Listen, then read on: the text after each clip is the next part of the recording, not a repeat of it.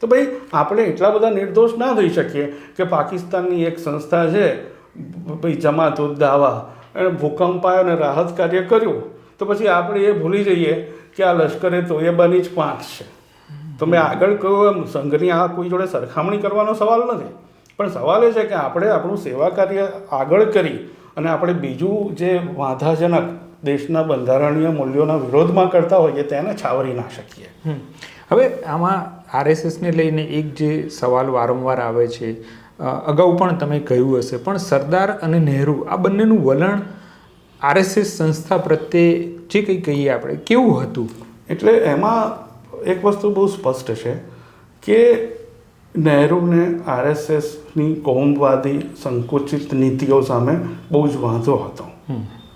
અને સામાન્ય રીતે એક સામાન્ય નિયમ લેખે વલ્લભભાઈ માણસને ઓળખવામાં બહુ જ કાબેલ હતા, બહુ જ પાવરદાર હતા, ફોજદારી વકીલ હતા, અને નહેરુ માણસને ઓળખવામાં કાચા હતા.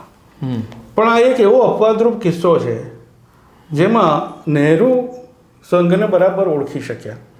સંઘને નહેરુ સામે આટલો બધો વાંધો છે ને એમને આટલો બધો બદનામ કરે છે, એનું કારણ એ છે કે નહેરુ સંઘને બરાબર ઓળખી ગયા, જ્યારે વલ્લભભાઈ થોડાક આશાવાદમાં રહ્યા.